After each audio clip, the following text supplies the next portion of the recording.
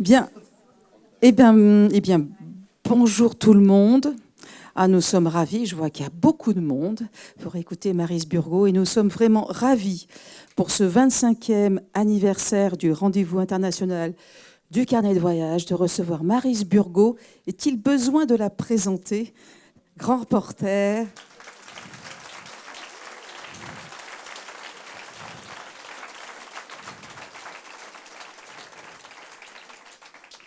Et comme nous avons souhaité que ce 25e anniversaire soit aussi sur un axe qui sont les grandes aventurières, je pense que vraiment, Maryse Burgot est une grande aventurière. Je vous laisse la parole à tous les deux et c'est Vincent Garnier qui va animer cette rencontre. Merci à vous. Et sachez, alors je vais déjà ouvrir le micro.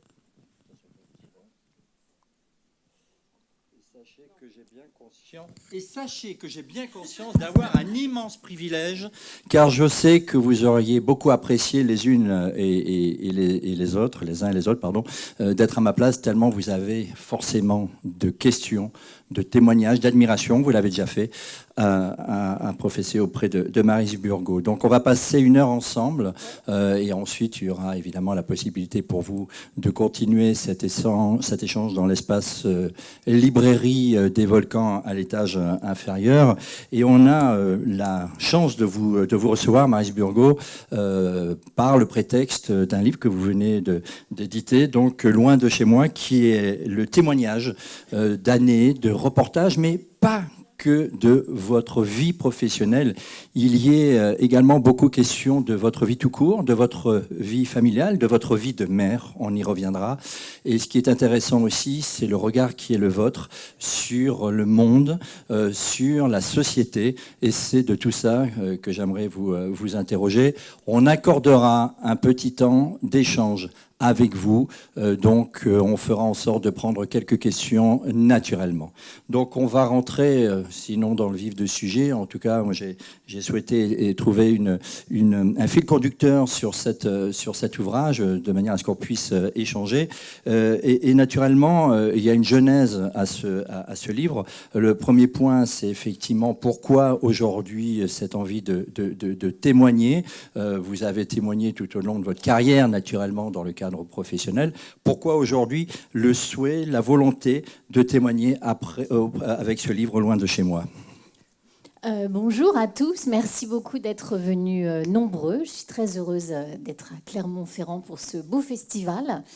Pourquoi j'ai fait ce livre? C'est vrai que c'est vraiment une bonne question parce que nous, les journalistes, notre métier consiste quand même à parler des autres et certainement pas à parler de soi.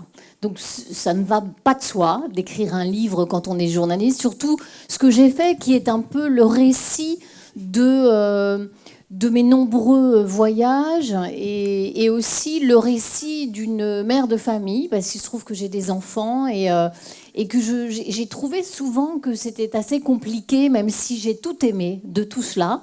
J'avais envie de raconter ça et aussi je crois que j'ai écrit ce livre pour dire à notre jeunesse, parce que j'aimerais beaucoup que les jeunes le lisent, dire à notre jeunesse que tout est possible, qu'il faut croire en soi, aller au bout de ses rêves. Moi, vraiment, je n'étais pas entourée de livres. Je viens d'un milieu extrêmement populaire. Je n'avais pas les codes quand je suis arrivée à l'école de journalisme. Je ne connaissais personne dans ce milieu. Et pourtant, j'ai réalisé mon rêve qui était d'être reporter. Et j'ai écrit ce livre pour ceux qui auraient des doutes, pour ceux à qui on a dit « Non, mais toi, ça, c'est pas pour toi. Lisez mon livre. » Ou donnez-le à vos enfants s'ils ont des doutes. Alors justement, vous faites état de votre enfance, de votre milieu d'origine, autant géographique. Vous êtes né en Bretagne, en Ille-et-Vilaine, une commune de moins de 1900 habitants. C'est Bazouges, la Pérouse. Donc ça, c'est le premier point. Vous venez pas de la grande ville. Ça, c'est le premier point, effectivement, sur lequel vous insistez par rapport à la capacité que vous avez dû déployer pour intégrer finalement un monde. Et puis, moi, il y a quelque chose qui m'a vraiment marqué. Vous parlez de sentiment d'imposture. C'est-à-dire que là, on est vraiment sur la problématique. On va peut-être pas citer Bourdieu, mais ce sentiment d'imposture, effectivement, qui fait que, effectivement, la problématique de classe, la problématique géographique faisait que vous n'étiez pas forcément prédisposé par nature, vous l'êtes devenu par destination, à devenir journaliste, ce qui était votre rêve, je crois. Oui, mais notre jeunesse est parfois traversée par ce sentiment d'imposture, cette impression qu'elle n'est pas à sa place, qu'elle ne pourra pas, qu'elle est empêchée par un certain déterminisme social, parce qu'on est né là ou pas là, parce qu'on est né dans cette famille mais pas dans une autre famille. Moi, je crois qu'il faut lutter contre cela et je suis un exemple du fait que c'est tout à fait possible. Et c'est vraiment ça que j'explique aussi dans ce livre. Vraiment, je crois beaucoup au fait que on peut échapper à ce qui nous semble être tracé. Rien n'est tracé. Alors d'habitude, j'ai l'habitude mais là... Et d'habitude, vous avez un gilet pare-balles surtout. Non, mais vous voyez comme c'est marrant. Ce qui vient de se passer, c'est pas marrant du tout. Mais là, dans l'espace d'une seconde, je me dis, oh, c'est quoi? Alors, mais vous aussi, à mon avis. Bon, bref. Voilà. Alors, c'était quoi? C'était juste... C'est mon micro qui a lâché, en fait. Ah, ok, d'accord. Donc, normalement, pardon pour cette interruption du son. Voilà, on y revient. Et justement, vos origines, en tout cas, ce lieu qui a été celui de votre enfance, cette relation que vous avez avec votre famille, avec les habitants de ce village, vous le décrivez, hein, c'est-à-dire que vous avez toujours besoin d'y revenir, même si naturellement, le regard que portent les gens sur la petite fille du village a forcément un peu changé. Ouais, moi je viens d'un village essentiellement où il n'y a que des agriculteurs ou quasiment que des agriculteurs. Moi j'ai grandi dans une ferme, j'ai vu mes parents travailler énormément, gagner très très mal leur vie. Et je crois que j'en ai conçu... Je me disais, moi, je vais... Et c'est pour ça que j'ai aussi titré mon livre « Fille de paysans », parce que c'est vraiment aussi pour eux que je l'ai écrit, parce que moi, quand j'ai dit à mes parents, vous savez quoi, je vais écrire un livre. Mais maman, elle m'a regardée comme si j'étais, je sais pas, un extraterrestre, quoi, d'avoir une fille qui a écrit un livre. Et je me suis dit, mais ils sont tellement fiers, je vais même les mettre sur la couverture, parce que je leur dois tout. Ok, il n'y avait pas de livre à la maison. Je ne suis jamais allée au théâtre quand j'étais enfant, je n'allais pas au cinéma, bref, on n'allait nulle part, et je ne suis jamais allée en vacances quand j'étais enfant, ou quasiment pas. Mais nous avions je dis nous parce que nous étions 4 filles, nous avions des parents hyper travailleurs, avec de très belles valeurs. Eh bien, ça nous a construites. Et je crois sincèrement que je suis comme je suis aujourd'hui grâce à eux. Et quand je parlais tout à l'heure de l'imposture, je n'ai pas tout à fait répondu à votre question. C'est vrai que j'y vais un peu fort avec mon histoire d'imposture. Oui, j'ai pensé longtemps que j'étais une imposture. Je le pense plus quand même. Mais je fais partie de ces gens, moi, je crois, qui douteront toujours. Je n'ai aucune certitude. Et d'ailleurs, les gens qui sont pétris de certitude, en général, ne sont pas intéressants. Ceux qui doutent sont quand même souvent beaucoup plus intéressants. Ah ben, je vous remercie d'être d'accord avec moi. Et donc, je ne dis pas imposture, je ne le dis plus, mais je l'ai tellement ressenti quand j'étais jeune, quand je suis arrivée à l'école de journalisme, quand je suis rentrée à France Télévisions. Je me suis sentie des dizaines de fois pas à ma place. Bon, mais alors moi, j'ai hérité de mes parents d'une forme de ouais, je suis solide, ça c'est sûr, hein. J'ai beaucoup de défauts, mais je suis solide. Donc, celui qui me dit, toi, ta voix, elle est nulle, tu seras jamais journaliste télé, je lui dis, ah oui, tu crois. Et je suis journaliste télé à la fin. Et c'est vraiment ce qu'on m'a dit à l'école de journalisme. Alors justement, il y a un chapitre, en tout cas, il y a un passage, là, ça m'a stupéfié parce que ça ne m'avait pas forcément marqué, mais il semblerait pas, puisque vous en avez encore parlé là, ouais. C'est qu'au-delà de ces handicaps que vous avez pu rencontrer, le déterminisme social que vous avez évoqué, que votre voix, VOIX, puisque la voix, elle a été tracée, on y reviendra tout à l'heure, était un problème sur lequel vous avez dû finalement vous battre. Ah oui, à l'école, ça commence à l'école de journalisme. Ils m'expliquent, les professeurs, que vraiment la télé pour moi et la radio, c'est pas possible. Ça va pas être possible. Toi, tu rejoins le groupe presse écrite parce que cette voix, désolée, mais ça va pas être possible. Et là, moi, je suis comme ça. Et en reportage aussi, on me dit que je peux pas faire un truc. Je dis, ah ouais, je peux pas faire un truc. Et puis en plus, les gens qui rejoignaient le groupe télé, étaient très sympas dans la promotion. Et donc, j'avais envie d'aller avec eux. Et j'ai dit, non, mais si, je vais faire de la télé avec cette voix-là dont vous parlez. J'arrive, bon, finalement, ils me disent, oh, ok, d'accord, bon, bah, vas-y dans le groupe télé. Et puis finalement, ça se passe pas si mal. J'arrive à France Télévisions. Et premier jour, ah oui, mais alors là, cette voix, hein, ça va pas être possible. Hein.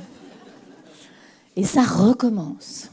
Et donc, mais ça me prend là beaucoup plus de temps parce que c'est France Télé quand même, c'était France 2 déjà, et ça a failli me coûter ma place quand même. C'est-à-dire qu'il y avait quand même des gens qui disaient non, mais elle a une voix, j'avais pas une voix suffisamment, je sais pas en fait, jamais bien compris, pas assez posée, pas assez, je ne sais pas quoi. Et puis au fil du temps, et c'est pour ça que j'aime raconter cette histoire, c'est tous ces gens qui m'ont dit oh avec cette voix c'est impossible. Maintenant je leur dis regardez-moi. Regardez-moi bien. Et je l'ai dit 20 fois à mes enfants et je le dis à tous les jeunes gens que je croise. Ne crois pas ce qu'on te dit. On est empêché par les autres. On ne peut pas être empêché par soi-même. Si on a très envie, alors moi, j'avais une chose, c'est que j'avais très, très, très envie de faire ce métier.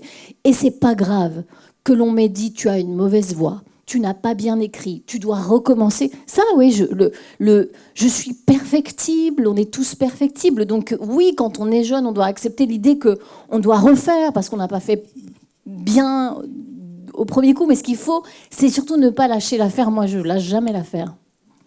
Donc on a parlé de VOX, on va parler maintenant de la voix, vous l'évoquez. Qu'est-ce qui fait, c'est quoi la bascule? Alors, vous avez commencé donc à France 2. Ce qu'on ne sait pas forcément, ce dont on ne se souvient pas toujours, c'est que vous avez commencé à Télématin. Et comment finalement de Télématin, qui est une excellente émission d'ailleurs, je le concède, comment on devient effectivement reportrice de guerre? En fait, ça s'est fait tout à fait progressivement. Moi, je suis un pur produit de France Télévisions, c'est-à-dire j'ai commencé petite main à Télématin. Bon, j'étais quand même déjà journaliste, mais j'écrivais des commentaires, on se levait tous les jours à 4 heures, j'ai fait ça pendant 2 ans, et j'avais très envie de faire du reportage, donc j'ai demandé à aller au service enquête et reportage, ça s'appelait déjà comme ça à ce moment-là. J'ai commencé à faire de l'info, ce qu'on appelle en journalisme, dans notre jargon, de l'infogéné, c'est-à-dire du fait divers, les inondations, la justice, beaucoup de choses en France. Passionnant, c'était passionnant. D'ailleurs, j'en ai gardé, j'aime toujours autant faire des choses en France, ça m'intéresse. Récemment, je suis allée faire beaucoup de reportages sur la politique en France, parce que ça m'intéresse, même si et je vais essentiellement sur les zones de guerre. C'est venu un peu progressivement.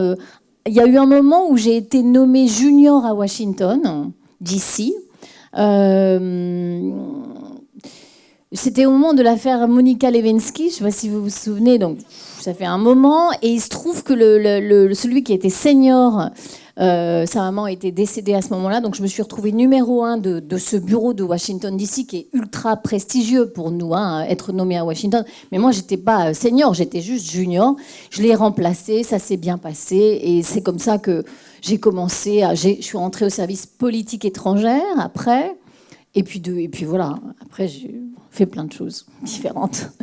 Alors, ce qu'il y a d'intéressant aussi dans votre livre, le parcours, c'est aussi l'environnement journalistique. Et on le voit bien sur les reportages, c'est qu'en fait, vous n'êtes pas seul. Et vous le dites, le métier de journaliste de télévision n'est pas solitaire. Et j'aimerais qu'on détaille un petit peu l'équipe que compose effectivement votre entourage. Donc, il y a le GRI, on va peut-être commencer par lui, qui revient. Donc, le journaliste reporter d'image, qui a un rôle tout à fait déterminant, je dirais, Oui, le JRI, journaliste reporter d'image, c'est le caméraman, en fait. Et souvent, maintenant, enfin c'était déjà le cas il y a quelques années, mais ce sont des gens qui ont fait les mêmes écoles de journalisme que nous, sauf que ils tournent, ils font les images. Et c'est très important, l'image. Et quand vous avez un excellent journaliste reporter d'image, vous faites forcément un excellent sujet. Enfin, il faut être très mauvais pour rater un reportage très bien tourné par un très bon JRI. Donc, très important le JRI dans une équipe. Bon, moi, je vais beaucoup sur les zones de guerre, donc je pars beaucoup avec les mêmes JRI, parce que on ne va pas sur un conflit avec des gens qu'on ne connaît pas. On a besoin d'aller sur un conflit avec des gens en toute confiance. parce que c'est dur, parce qu'il y a des moments où il faut prendre des décisions et qu'elles se prennent ensemble, parce qu'on ne met pas la vie des gens en danger sans leur demander leur avis. Donc le JRI primordial. Je pars aussi parfois, quand on est sur des zones de guerre avec un monteur, parce que comme ça, il est un peu à l'arrière, il peut vérifier des choses pour nous. Très important le monteur aussi, parce que c'est avec lui que je vais décider ce que l'on garde du reportage. Et vous n'imaginez pas, pour faire un sujet de 4 minutes, le travail que ça demande, les jours et les jours parfois de tournage, et beaucoup d'images qui finalement qu'on ne garde pas dans le sujet. C'est assez inimaginable pour les gens. Le travail que demande un reportage, surtout en zone de guerre, parce qu'il nous faut souvent des jours et des jours pour accéder à des zones. On arrive, finalement, c'est pas du tout ce qu'on croyait, c'est pas bon, ça fait pas un sujet. C'est une succession de galères et de pépites, parce que parfois on arrive et on a un truc extraordinaire. Donc voilà pour le monteur. Et on a un fixeur, très important le fixeur. Les fixeurs sont des locaux, des gens avec qui on travaille en toute confiance. Ce ne sont pas forcément des journalistes, ce sont des gens parfois qu'on rencontre un peu par hasard. Mon fixeur en Ukraine, depuis le début de la guerre en Ukraine, c'est un monsieur qui était dans le tourisme. Il avait une agence de tourisme. Évidemment, il n'y a plus tellement de tourisme en Ukraine. Donc, je l'ai rencontré un peu par hasard par un ami photographe qui m'avait dit « Tiens, il y a un monsieur qui parle assez bien anglais, qui a l'air assez débrouillard. Il a envie de travailler avec les journalistes. Je suis allée le voir. Je l'ai trouvé... j'ai trouvé top, et donc depuis 3 ans, je travaille avec lui, et c'est lui qui fait les traductions, parce que moi je ne parle pas ukrainien, même si je commence un peu à comprendre maintenant, et je lui demande surtout de caler, dans notre jargon, ça veut dire organiser un peu, c'est-à-dire si je décide que je veux aller là, si j'allais en Ukraine aujourd'hui, j'essaierai de m'approcher le plus possible de Pokrovsk, qui est cette ville qui va tomber, certainement dans les jours qui viennent, puisque les Russes prennent en tenaille cette ville aujourd'hui. Bon, bah, je lui dirai à mon fixeur, prends-moi, essaie de nous trouver une autorisation de tournage avec la 155e brigade mécanisée. C'est la brigade qui est en ce moment là-bas. Et soit il y arrive, soit il n'y arrive pas. Je pense qu'il aurait beaucoup de mal parce qu'en fait, il ne nous laisse pas rentrer parce que maintenant, c'est devenu extrêmement dangereux. Voilà, c'est ça le rôle du fixeur. Alors, naturellement, dans ce livre, il y a beaucoup d'humanisme, il y a beaucoup de descriptions, vous relatez beaucoup des rencontres déterminantes que vous avez faites, on y reviendra d'ailleurs, et vous avez effectivement accordé une grande place aux fixeurs, qui sont des rôles tout à fait déterminants, vous venez de dire, dangereux, notamment deux portraits que vous mettez en avant, c'est Jovana au Monténégro, vous dites l'une des meilleures avec qui j'ai travaillé, et puis à Kaboul, ce journaliste franco-afghan qui s'appelle Mortaza Beboudi. En fait, pas de reportage sans fixeur. Mais non, parce qu'ils sont nos guides d'une certaine manière. Alors, ils ne sont souvent pas journalistes. Mortaza est journaliste, mais par exemple, Jordana, au Kosovo, était absolument pas journaliste. C'était une sorte de princesse improbable, mais extraordinaire. Et donc, il faut les emmener vers ce dont nous avons envie et ce dont nous avons besoin pour un reportage. C'est pas toujours évident pour eux de comprendre, mais l'essentiel, c'est que ce soit des gens connectés, curieux, à qui on puisse dire non, mais en fait, je voudrais bien voir le numéro 2 du gouvernement et qui puisse dire bon, ben, on essaye. Et même s'il ne connaît pas, au moins il décroche son téléphone, on y va ensemble. Elle était très... C'est pour ça que c'était une excellente fixeuse, parce qu'elle était très connectée. C'était une sorte de princesse. Elle était très connectée avec le pouvoir. Donc on avait eu une interview en exclusivité avec le président, etc. Mon fixeur en Ukraine aujourd'hui, c'est pas du tout quelqu'un qui est connecté avec Zelensky, mais qui est très connecté avec les militaires. Donc on arrive à faire avec lui des sujets sur la zone de front. Et c'est sans lui, je n'ai pas les autorisations. Je les aurais sans doute un peu plus facilement aujourd'hui parce que j'y vais, mais moi je ne parle pas ukrainien, je n'écris pas ukrainien, donc je ne peux pas rédiger une demande d'autorisation de tournage, donc j'ai besoin de lui. Et votre rôle, précisément, vous dites, mon rôle, finalement, c'est un peu celui de chef d'orchestre, parce qu'il y a la relation humaine, il y a la relation technique, il y a la coordination. C'est quand même pas simple. Oui, alors surtout sur les zones de guerre, je trouve que c'est...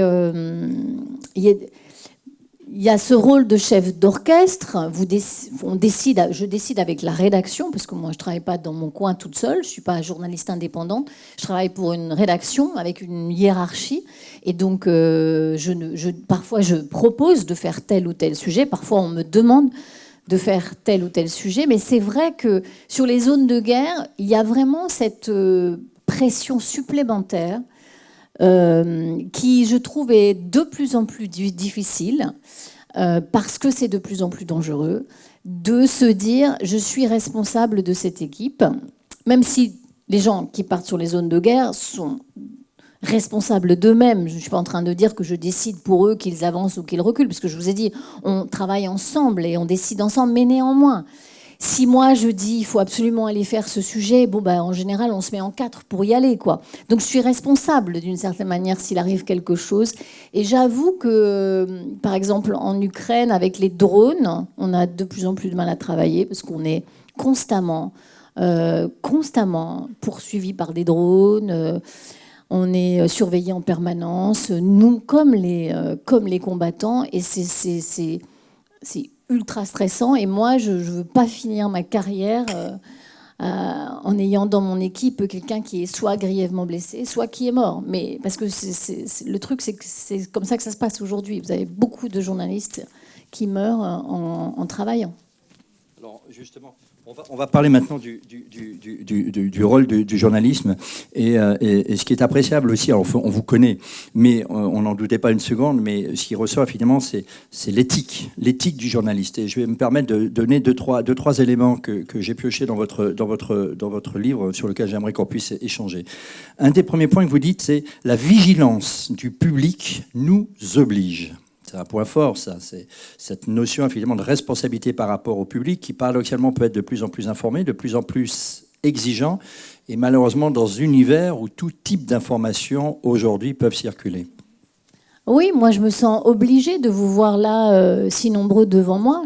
Ça m'oblige, oui. Ça m'oblige à être un journaliste, une journaliste qui fait de son mieux, avec une éthique, avec la volonté de donner les faits, de laisser les gens témoigner, sans forcément donner mon avis, parce que je pense que mon avis n'intéresse personne, mais que c'est ce que je vous montre, ce que j'espère que ça vous permet de vous forger votre opinion à vous. C'est ça le journalisme que j'exerce. C'est assez simple.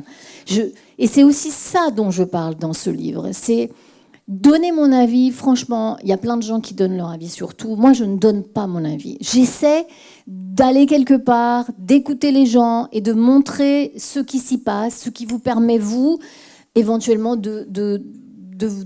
d'avoir votre avis. Voilà ce que j'essaie de faire. Et souvent, je me fais cette réflexion maintenant. Peut-être que je me la faisais moins avant. Je me dis toujours...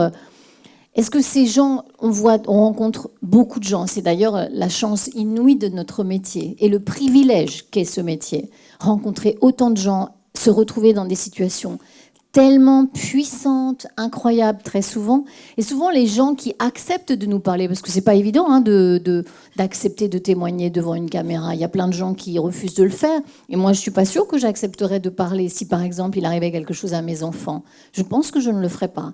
Or, je vois beaucoup de gens sur les zones de guerre, de parents qui viennent vers nous. Enfin, c'est pas qu'ils viennent, on va les voir et ils disent oui. Donc, ils nous obligent aussi. Ça m'oblige qu'ils acceptent de témoigner quand c'est parfois tellement dur ce qu'ils vivent. Et très souvent, je me dis, j'espère que quand on s'en va, ils se disent non, mais ils étaient bien, ces journalistes.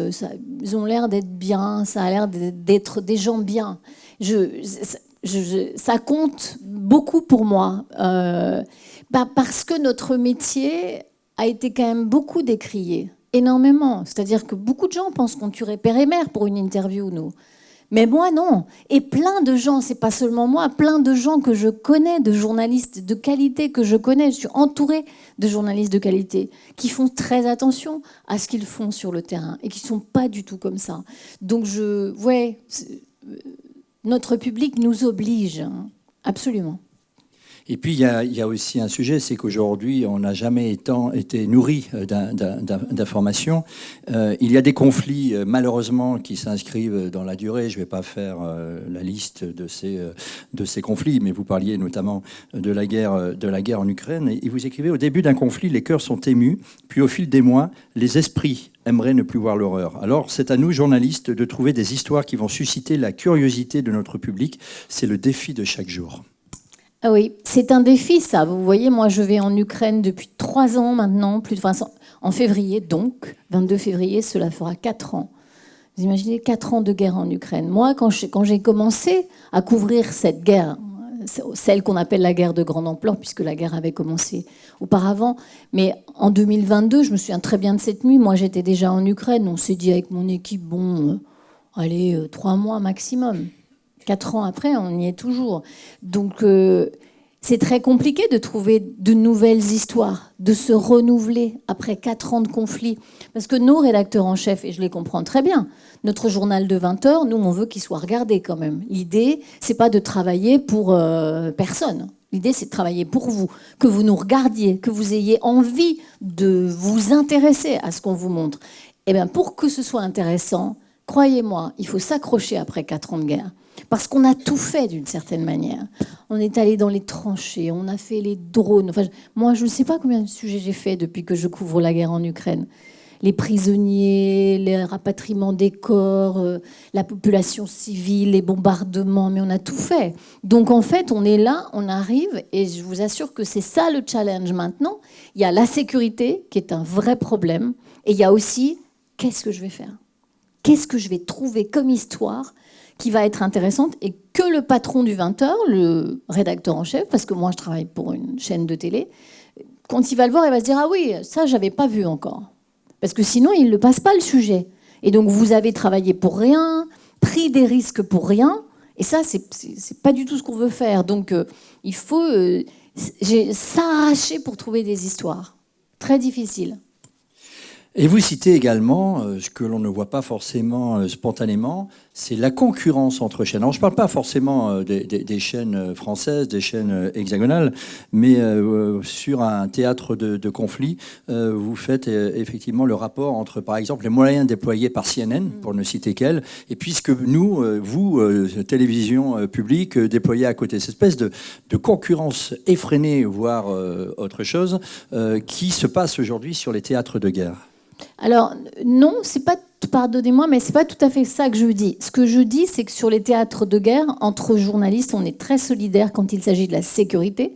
C'est-à-dire que nos bons plans, un hôtel un peu planqué, avec un bon abri, ou un particulier, parce que souvent on va chez des particuliers parce que les hôtels sont visés maintenant, un particulier gentil, où il y a quelqu'un qui fait bien la cuisine, où on peut à peu près dîner tous les soirs. Bon, c'est des plans qu'on se refile entre eux et même entre nous et même à la concurrence. Non, il y a une différence de moyens très souvent. C'est ça que j'ai noté dans le livre, vous avez raison. CNN, par exemple, toute ma vie, je me souviendrai de CNN débarquant en Syrie au moment de la chute géographique de Daesh. Donc c'était, je vous souvenez, cette dernière poche de Baghouz là, que les islamistes radicaux tenaient encore. Et donc on était logé par l'armée kurde, qui est une armée qui n'a pas d'argent. Et donc vraiment, on ne mangeait rien. Je pense qu'on a passé 3-4 semaines à manger du riz avec des oignons, enfin des trucs improbables. Et CNN, ils avaient leur cuisinier, quoi. Et donc on sentait les pastas bolognaises de CNN. Moi, j'avais envie de leur voler leurs pâtes. Parce que nous, évidemment, qu'on n'arrive pas avec un cuisinier, quoi. On était 3, et donc il fallait bien manger la ration des Kurdes qui eux-mêmes, les combattants kurdes, qui avaient déjà la gentillesse de nous laisser dans leur bâtiment. Ils auraient pu nous dire, bon, vous êtes gentils, mais maintenant vous partez. Mais ils mangeaient d'abord et nous, on mangeait après. Enfin, vraiment. Et donc, voilà, ça nous faisait rire de voir que CNN mangeait hyper bien, pendant que nous, on mangeait des oignons avec du riz blanc. Voilà. Alors, partons sur votre premier reportage et on va commencer à dérouler le fil de la carrière qui est la vôtre. Si je ne me trompe pas, vous avez 30 ans et vous n'avez pas encore d'enfant. Et pour la première fois, votre rédaction vous envoie donc couvrir un événement majeur à l'étranger, la peste en Inde. Et vous dites, je n'ai pas contracté la peste à l'occasion de ce reportage, mais j'étais contaminé à jamais par le virus de l'information. Oui, parce que c'est vraiment un voyage fondateur. C'est-à-dire que il faut imaginer ce que c'est qu'une épidémie de peste. Hein, c'est quand même un petit peu moyenâgeux. Et donc nous, on arrive c'était à Surat, au sud de Bombay. et des milliers de gens fuient le foyer de l'épidémie de peste. Et donc, il y a 3 personnes qui vont dans l'autre sens, c'est nous. Et tout le monde nous dit, mais qu'est-ce que vous faites? Mais c'est pas du tout par là qu'il faut aller, c'est par là, parce que là-bas, c'est affreux, tout le monde meurt, etc. Et donc, bon, moi, c'est la première fois que je suis dans un endroit pareil. C'est mon premier grand reportage. Et je me dis, mais si tu supportes là, c'est que tu vas y arriver pour tout le temps. Parce que... Et c'est un reportage puissant. Bon, déjà, je suis avec 2 personnes qui disent non, mais on renonce pas, on y va quand même. Et donc, on arrive dans le foyer de l'épidémie où il y a des gens qui meurent seuls parce que pour ne pas contracter la peste, on les isole. Donc, c'est d'une grande violence parce que c'est des dizaines de gens qui meurent seuls, sans soins, parce que personne ne veut les approcher. Et nous, on les approche parce qu'on se dit qu'il faut quand même faire le sujet, etc. À ce moment-là, c'est assez drôle d'ailleurs après, quand il y a eu le Covid en France et qu'on s'est mis tous à porter des masques, je m'étais dit, waouh, si on avait eu ça, ne serait-ce que ces petits masques-là en Inde il y a tant d'années. Donc on se recouvre le visage comme on peut. Mais enfin, aujourd'hui, ce serait juste impensable de travailler comme ça. Mais bon, voilà.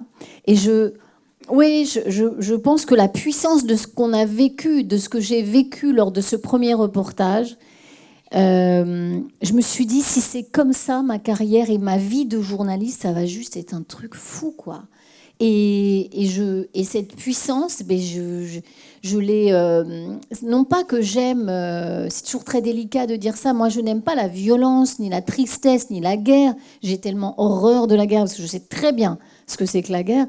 Mais j'aime être dans des situations qui sont comme ça, très puissantes. Parce que vous-même, vous vivez des choses très puissantes. Quand vous êtes dans un abri avec des civils et que tout le monde se dit, bon, là, ça va pas tenir, c'est la fin, les murs tremblent tellement, etc. Moi, plein de fois, voilà, on est assis par terre à côté de gens... Et je ne les oublie jamais, moi, celui qui était à ma gauche, celui qui était à ma droite, celui qui m'a donné une noix, celui qui m'a dit « mais vous avez des enfants », celle qui me regarde et qui me dit « mais qu'est-ce que vous faites là, vous ? Comment vous venez dans des endroits pareils ?» Bon, c'est cette puissance, je crois, que finalement, on va chercher, peut-être, je ne sais pas. Alors, on continue de dérouler. Il y a le Kosovo en 1999, où j'ai accordé quelques pages. Et puis, il y a l'été 2000. Oui. Avec un chapitre quasi inaugural, dont on imagine bien les raisons, c'est les Philippines, et vous êtes prise en otage avec 2 membres de votre équipe. Oui, alors j'avais imaginé de ne pas en parler dans mon livre, parce que je n'aime pas du tout cette période de ma vie. Une prise d'otage, c'est pour un journaliste comme pour un chercheur, comme pour un professeur, comme pour un diplomate. C'est un moment très particulier parce que vous n'êtes plus maître de vous-même. Vous avez des gens qui vous ont arrêté pour des crimes que vous n'avez pas commis, le plus souvent. Et pour survivre, pour revenir vivant, il faut accepter d'une certaine manière certaines choses il faut accepter de n'être plus tout à fait maître de soi-même. Et cette humiliation-là, moi, je ne l'ai plus jamais vécue après. Et ce sont des semaines sombres. Mais à la fin, c'est pour ça que j'ai quand même décidé de parler. Pendant des années, je n'en ai pas parlé parce que je ne voulais pas que ce soit écrit ex-otage sur ma tête et qu'on me parle toujours de ça. En plus, je suis une femme, donc voilà. Pendant des années, je n'en ai pas parlé, mais je me suis dit, je vais en parler parce qu'à la fin, c'est moi qui gagne dans cette histoire. Hein. Parce que ces gens qui étaient donc des islamistes radicaux de façade, mais c'était le début de l'islam radical, on a vu ce que c'est devenu après. Ces gens ne m'ont pas brisé, n'ont pas brisé la femme que j'étais, n'ont pas brisé mon envie de continuer à faire du reportage. je m'en suis sortie et à la fin, c'est moi qui gagne contre l'obscurantisme parce que eux, ils ont été tués après. Donc, je me suis remise très bien de cette histoire. Je ne l'aime pas. C'est ainsi. Tout le reste dans mon parcours de journaliste était un privilège absolu. Et alors, nous allons venir à un épisode, un aspect essentiel de votre ouvrage, c'est votre rôle de mère et la conjugaison entre votre rôle de mère et puis votre métier. Vous dites 3 mois après ma libération, je suis enceinte. Et c'est là, effectivement, un pan de votre vie, finalement, qui change. Je ne sais pas si le regard, vous allez nous l'expliquer, que vous avez sur le métier change, mais en tout cas, vous avez une responsabilité nouvelle que vous avez ardemment désirée. Mais voilà, un homme reporter de guerre, on ne se pose jamais la question de la manière qu'il a de pouvoir conjuguer. Même si j'ai eu le privilège il y a des années d'échanger avec Patrick Chauvel, donc reporter de guerre, qui était aussi père de famille et qui avait le même regard que vous, naturellement lui en tant que père, sur ses enfants, mais j'y reviendrai peut-être tout à l'heure sur un épisode. Vous devenez maman, hein, donc vous avez deux garçons, 2 grands garçons aujourd'hui, qui sont venus assez rapidement. Qu'est-ce que ça change dans votre vie? Ça, on peut l'imaginer, mais qu'est-ce que ça change surtout dans votre carrière? Alors au début, je me dis, moi, ça ne changera rien. Hein. Je continue comme avant. J'ai des enfants, mais je continue à aller sur les zones de guerre. Ça va très très bien se passer. Je vais tout à fait gérer ça parfaitement bien. Bon, alors ça dure, je vais dire 3 ans à peu près. Mais 2 ans et demi. Quand le petit deuxième arrive, là, donc je suis en Irak quasiment tout le temps. Je faisais 5 semaines en Irak, je revenais 3 semaines, je repartais 5 semaines. Et là, et c'est pas du tout le regard des autres, parce qu'il y a eu le regard des autres, les autres mères, même les amis d'ailleurs, qui disaient oh, mais comment tu fais? Mais c'est quand même un peu dur ce que tu fais. Bon, ok. Mais c'est pas ça qui m'a fait. Je n'ai pas renoncé, mais j'ai décidé à un moment que. Ceci n'engage que moi. Hein. Vraiment, j'ai plein de consoeurs qui n'ont jamais arrêté. Moi, je me suis dit, en fait, je n'y arrive pas. Je fais mal les deux, là. J'avais l'impression que je partais tout le temps. Un jour, mon fils aîné a eu une otite de dingue. Non, pas une otite, le truc qui met des boutons partout, là. Une varicelle. Une varicelle carabinée. Ma sœur, qui s'occupait de lui, m'envoyait des photos. Je ne reconnaissais pas mon fils. Enfin bon, et là, je ne sais pas. Je me suis dit, en fait, c'est pas possible. Tu ne peux pas continuer à être là à Bagdad hein, pendant que ton fils a la varicelle, que c'est ta sœur qui s'occupe de lui. Tu as fait un enfant, maintenant tu te... Voilà. Et je décide, je vais voir mon patron et je lui dis, en fait, moi, j'arrête, j'y vais plus. Mais j'avais un petit plan B, je lui dis, j'ai cette chance de travailler pour une grande chaîne de télévision. Je lui dis, je veux être correspondante permanente à Londres. Et donc j'ai été candidate, il y a un grand oral, c'est assez prestigieux, mais je l'ai eu finalement. Et pendant 10 ans, j'ai été à Londres puis aux États-Unis, ce qui fait que pendant 10 ans, les enfants ont grandi et moi, je n'allais pas plus sur un terrain de guerre et je me suis sentie plus à l'aise comme ça.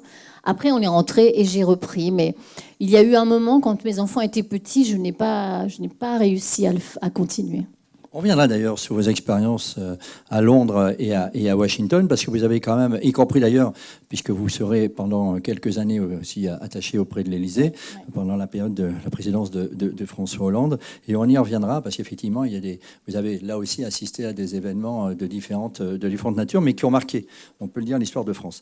Alors, vos enfants, on va le dire quand même, Angelo et Noé, donc vous y revenez souvent, et il y a quelques anecdotes, mais qui illustrent bien ce que vous venez de dire. Maryse Burgot, un jour, vous les questionnez en savoir, parce que la culpabilité, forcément, celui de tous les parents, et la vôtre, naturellement, dans votre cas de figure, et vous leur demandez, mais est-ce que, par exemple, en Ukraine, là, vous êtes inquiet quand je pars en Ukraine? Mais non, ils ne sont jamais inquiets. Et c'est vrai, hein, je vous assure. Et je crois que j'ai réussi ça. D'abord, je n'en fais pas toute une affaire quand je pars en Ukraine, par exemple. Je leur dis pas, je fais pas des grands adieux là, comme si j'allais jamais revenir. C'est un peu, ils m'ont vu tout le temps partir comme ça. Ils ont une confiance absolue et il y a jamais et je n'ai jamais de reproches, mais jamais, jamais. Et même j'en ai un qui veut être journaliste maintenant, donc c'est vous dire à quel point j'ai pas de reproches. Et non, je crois que j'ai réussi ça. Ça c'est fabuleux quand même, mais suis pas fière de grand-chose, mais de ça, oui. C'est-à-dire que j'ai quand même des enfants qui ne se disent pas que leur mère fait n'importe quoi, que leur mère prend des risques et se moque d'eux. Et non, jamais ils m'ont dit quelque chose comme ça. Hein. Jamais. Mais ils savent aussi que je me suis arrêtée pendant 10 ans. Je crois que... Et puis que j'ai... Bon, et puis j'ai vraiment le sentiment, moi, de... Ces 10 années où je voyageais encore, parce qu'aux États-Unis, c'est très grand les États-Unis, donc vous voyagez tout le temps, puis on allait en Amérique latine, etc. Mais j'ai eu l'impression d'avoir été là, même si moi, je ne suis pas de ces mamans qui étaient tous les jours à 4 heures avec un croissant à la sortie de l'école, c'est sûr. Et je me suis souvent dit, waouh, ça doit être top d'être comme ça quand même. De pouvoir aller tous les jours chercher. Bon, bah, je vous fais rire, mais en même temps, souvent, je me suis dit, qu'est-ce que tu rates quand même comme truc. Et oui, parce que chaque conversation, quand vos enfants rentrent de l'école et que vous êtes une maman à la maison, vous avez toujours une petite conversation sur le coin de la table. Là. Ça s'est passé comment ta journée ? C'était quoi le meilleur moment de la journée ? Bon, bah, moi, j'ai pas fait ça. Et souvent, je me suis dit, tu paieras le prix très cher. Ils vont pas bien grandir, ils vont pas être bien. Bon ben non, en fait, ça va très bien. Et je dis ça aussi pour les mamans qui s'inquiètent. Vous avez raison de vous inquiéter, mais si on est quand même un peu bienveillant et présent même de loin, ça se passe bien. Oui, puis d'ailleurs, pour être présente de loin, on en a l'illustration, parce que quand même, sur un théâtre de guerre, arriver à donner une leçon de cuisson par téléphone à l'un de ses fils, c'est quand même pas donné à tout le monde. Oui, c'est un épisode charmant que j'ai raconté dans ce livre parce que il illustre bien combien on peut rester près de ses enfants même quand on est loin. C'était un jour assez terrible en Ukraine. On venait d'essuyer un tir d'obus avec mon équipe. L'obus était tombé, mais tellement près. Je suis là, l'obus là, quoi. Donc on a tous senti le souffle. On voyait plus rien. Enfin, c'est comme dans un film. Vous n'entendez plus rien. Il y a cette espèce de moment là, c'est comme dans les films en fait. Et donc après ce moment on est tous un peu stupéfaits et on sait que ce sont les Russes qui tirent parce que on voyait leur position. Et là, on se dit c'est sûr, il y en aura un deuxième. Donc il faut vite retrouver la voiture qui était un peu loin, courir comme des fous, etc. On a quelqu'un qui voit mal parce qu'elle avait... Moi, j'avais pas de trucs dans les yeux. Et donc c'était une femme, JRI, elle avait des trucs dans les yeux. Donc je l'aide. On court vers la voiture, on prend la voiture. Le chauffeur qui voit le truc est au taquet déjà et sait qu'il faut qu'il roule très vite. On roule à 120 à l'heure sur des routes qui sont complètement déglinguées par les blindés parce que les blindés cassent toutes les routes en Ukraine. Donc c'est ultra dangereux aussi de rouler à 120 à l'heure, mais il n'y a pas d'autre choix parce que sinon, soit on va se prendre un autre obus, soit ça sera un drone. Et là, mon téléphone sonne. Et mon téléphone, il était dans mon gilet pare-balles. Et je vois Angelo. Et je sais pas, je me dis, bon, ben, je vais répondre. Et là, je parle tout bas parce que je me suis dit, mon équipe, ils vont se dire, elle est complètement folle, elle. Et donc, c'est mon fils qui me dit, mais comment on fait le riz déjà, là ? Tu sais, pour que ce soit bien collant, comme au restaurant et tout. Et là, je lui explique comment je cuis le riz. Et vraiment... Je parlais pas trop fort parce que tout le monde était en train de regarder parce que parfois les éclats d'obus vous voyez pas mais vous êtes un peu blessé, donc on était tous en train de regarder si on n'avait pas quelque chose ou si quelqu'un n'avait pas un truc dans le dos. Et j'explique ma recette mais immédiatement je suis dans la cuisine avec mon fils quoi. Et il me viendrait pas à l'idée une seconde de lui dire non mais tu plaisantes ou quoi ? Moi je viens de vivre un truc fou, je te raconte pas le riz. Mais si justement parce que c'est ça aussi qui est... C'est ça notre privilège. Nous, on a une vie ailleurs.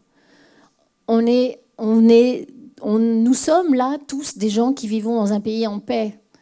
On n'a pas de bombes qui tombent sur nos têtes. Et moi, quand j'ai mon fils qui m'appelle et qui me demande la recette du riz, je suis tellement heureuse que lui soit dans la cuisine là, à Paris, en train de faire le riz et que l'après-midi, il va aller étudier dans une université, cependant que les jeunes Ukrainiens vont, eux, dans les tranchées. Donc je trouve tellement que c'est un privilège que oui, je lui explique, comme si j'étais à l'hôtel, la recette de riz. Alors, c'est un livre qui est à hauteur d'homme, qui est à hauteur de femme, mais c'est un livre qui est surtout à hauteur d'enfant. Et j'aimerais qu'on prenne encore quelques minutes, puisque vous faites état d'un certain nombre de rencontres que vous avez faites, où les enfants ont été au cœur non seulement des reportages, mais au cœur d'aventures extraordinaires que vous avez eu à vivre, et où parfois, effectivement, on doit sortir de son statut de journaliste parce qu'il est difficile parfois de ne pas pouvoir aider. Je vais prendre un exemple, c'est peut-être un des plus marquants, il y en a d'autres, c'est Jerry La France. Nous sommes en Haïti, un séisme de magnitude, vous le précisez, 7 sur l'échelle de Richter vient de se produire. À l'arrivée, il y aura 230 000 morts, 300 000 blessés. On a tous cet épisode en tête. Vous êtes sur place et à un moment donné, la rencontre avec ce garçon et sa petite sœur. Oui, ça faisait 2 jours qu'on couvrait ce tremblement de terre. Et les tremblements de terre, enfin les catastrophes naturelles, c'est toujours quelque chose qui est différent. C'est pas la même chose que de couvrir un conflit. Sur les catastrophes naturelles, c'est très très violent.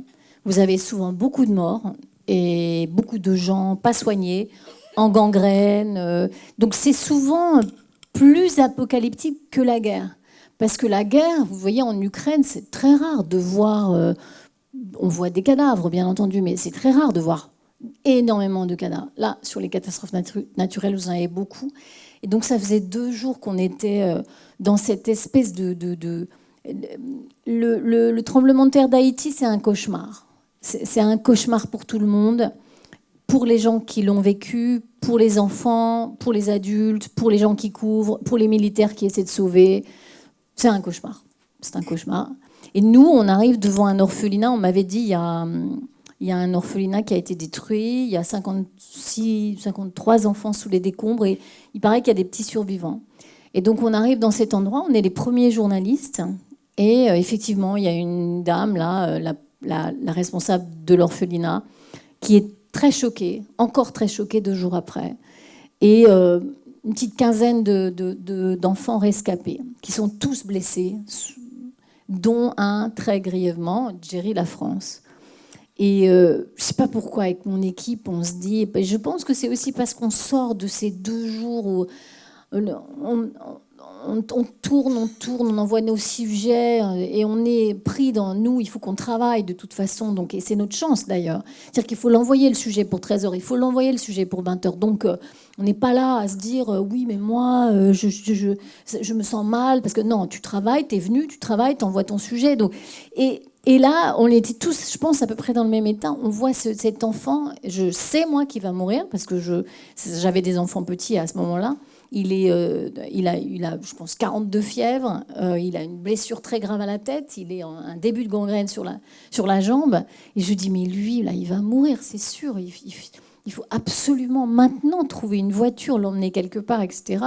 Et puis, elle dit, mais non, vous inquiétez pas, je lui donne du Doliprane. Parce qu'elle est choquée, très, très choquée par ce qu'elle a vécu.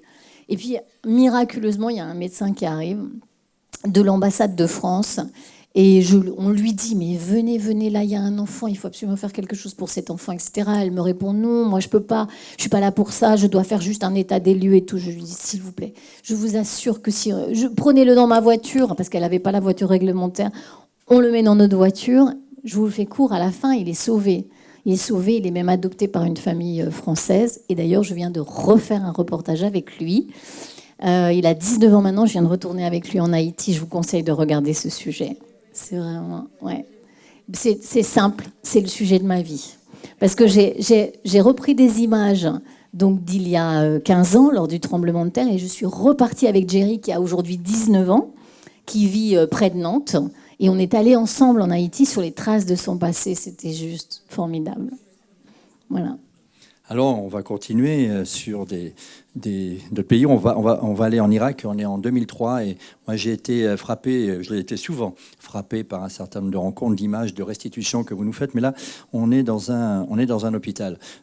C'est un enfant de 3 ans. Il est assis sur son lit. Il est blessé au crâne et porte un pansement. Ce ne sont pas les bombes qui l'effraient, c'est la presse.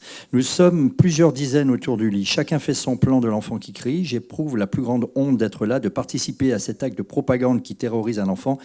Le déshonneur d'une profession résumé à une seule image, quelque chose se fissure sans doute dans mon esprit, même si je n'en suis pas certaine. Il faut replacer effectivement les éléments de contexte, mais c'est aussi des éléments forts qui font qu'à un moment donné, dans des conditions de tournage, de réalisation, puisque tout n'est pas open comme vous l'avez, on se retrouve face à des situations assez compliquées d'un point de vue éthique, là encore. Là, c'était le régime. À ce moment-là, Saddam Hussein était encore au pouvoir. Et donc, c'est le début des frappes des Américains. Et on n'est pas libre d'aller où on veut. Donc on nous emmène. C'est une dictature. Donc on fait un peu comme on peut. On se faufile parfois. Mais là, en fait, ils nous disent non, mais on va vous emmener dans un hôpital. Puis on va vous montrer combien les frappes touchent les civils. Et donc on est une meute de journalistes. Et je ne sais pas comment ça se passe, mais on rentre dans une chambre et il y a un enfant, un tout petit enfant là, avec un bandage. Et imaginez la meute, quoi, les grosses caméras et tout. Et l'enfant, il est terrorisé, mais terrorisé. Et moi, je suis là, mais qu'est-ce qu'on fabrique? Et j'essaie de... Il y a une photo qui existe de moi. J'essaie de leur dire, mais non, mais il faut sortir de là.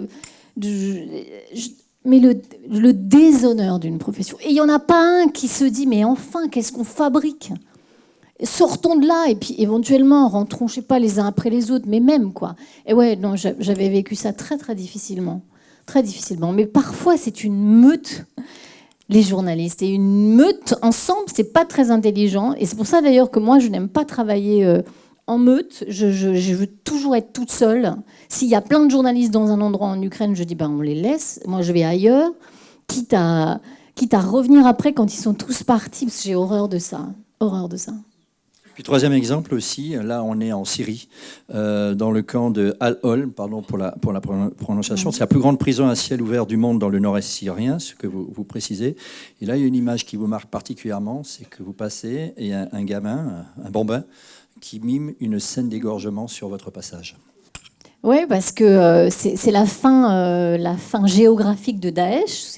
Daesh a perdu sa dernière poche à Baghouz, ce dont je vous parlais tout à l'heure, et donc toutes les femmes, dont des Françaises, qui sont allées combattre en Syrie, sont arrêtées. Toutes ces femmes que l'on voyait sortir en noir, là, je ne sais pas si vous vous souvenez, gantées de noir, etc. Et donc, tout le monde est placé dans des camps, dans des immenses camps, gérés par les Kurdes. Et en fait, moi, quand je retourne dans ce camp, ça doit être 2 ans après la chute de Daesh. Et en fait, ces enfants grandissent dans la haine de l'Occident. Et c'est ça qui est effrayant et inquiétant, c'est que toute cette jeunesse, ces petits Syriens qui sont aujourd'hui dans ces camps, ils ne rêvent que de vengeance. Et quand ils me voient, moi je suis typiquement, je suis blanche, occidentale, et donc il me fait ça comme ça. Et ça, je le vois en Palestine aussi quand je vais en Cisjordanie. Je suis allée en Cisjordanie il n'y a pas très longtemps.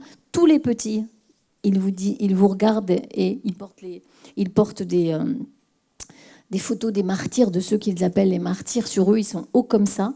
Et ils vous disent, je vais te tuer, toi. Parce que nous représentons l'Occident, Israël, etc. Je raconte ça parce que c'est terrible de voir combien la violence gangrène les esprits les plus jeunes et que vous formez des gens qui ne voudront pas la paix, qui voudront juste en découdre et se venger. Alors on va partir à Londres. Vous êtes en Iran, un reportage, et de 2005 à 2009, vous en avez parlé tout à l'heure, Maryse Burgot, donc vous êtes correspondante, vous êtes responsable du bureau de Londres. Donc 4 ans à passer à Londres, mais qui démarre dans des conditions là encore très particulières. D'ailleurs, vous le dites, je finis par me demander si je ne transporte pas la guerre avec moi, parce qu'au moment où vous arrivez, pour vous installer donc avec votre famille, c'est à ce moment-là qu'il y a les attentats dans le métro de Londres. Ouais, et ce sont les premiers attentats kamikazes en Europe.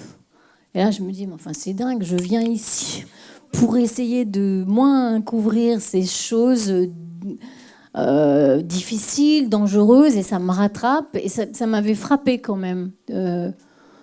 Oui, bon, alors après, ça s'est beaucoup arrangé, et finalement, j'ai beaucoup aimé vivre à Londres et couvrir ces choses qui sont totalement différentes. Voilà, moi, je parlais de la reine d'Angleterre en permanence. La reine Elisabeth était encore vivante à ce moment-là. Au début, je me suis dit, j'aime pas trop. J'ai eu 3 mois comme ça où je me disais, waouh, je revenais d'Iran, d'Irak, où c'était quand même très puissant. Et je me disais, waouh, je sais pas si je vais vraiment aimer. Hein. Et en fait, je me suis prise au jeu parce que tout m'intéresse. Et finalement, c'était des années bénies. Vraiment des années bénies.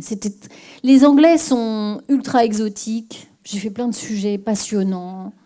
Et politiques aussi. C'était très intéressant. Et puis un reportage, en tout cas une aventure que vous racontez, et qui est quand même pas donnée à tout le monde, c'est que vous avez la chance d'assister à l'anniversaire des 80 ans de la reine. De la reine, ouais. Je suis dans les jardins de Buckingham, à l'intérieur. Hein. C'est quand même. C'est pour ça que je dis que c'était quand même des années bénies, parce que cette reine d'Angleterre, enfin bon, voilà, nous n'en aurons plus jamais comme elle. Et en fait, j'avais fait un direct pour le journal de 13h, et après le direct, il fallait que tous les journalistes sortent. Et moi, j'avais donné mon micro à mon caméraman, et je lui ai dit, bon, bah, allez-y, vous, moi, je vais essayer de me faire toute petite, parce que je sais très bien faire ça. Et en fait, ils n'ont pas vu que j'étais restée. Donc, je suis restée tout l'après-midi dans les jardins.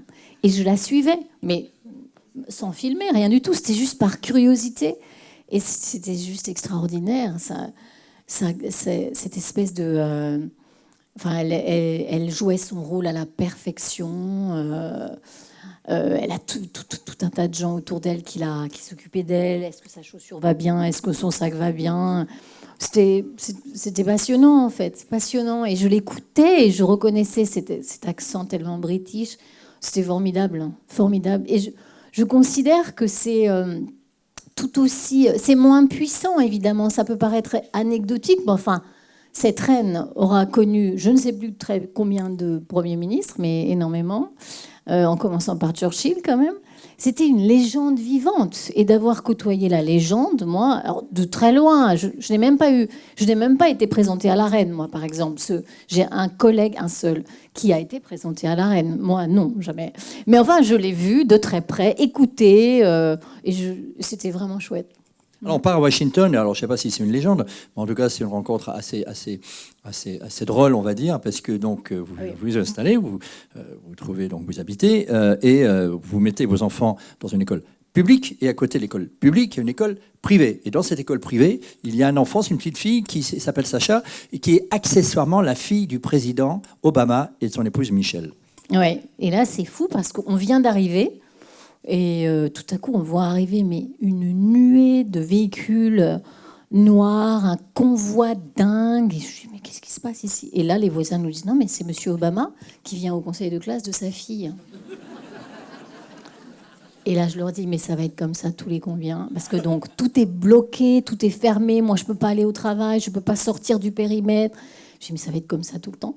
Et donc, tous les 2 mois, Michelle Obama et Monsieur Obama venaient au conseil de classe de leur fille dans cette école privée qui coûte à peu près $100,000 par mois. Attendez, c'était combien? Par an. Très prestigieuse, etc. Et c'était drôle de constater qu'elle venait à l'école juste à côté de chez nous.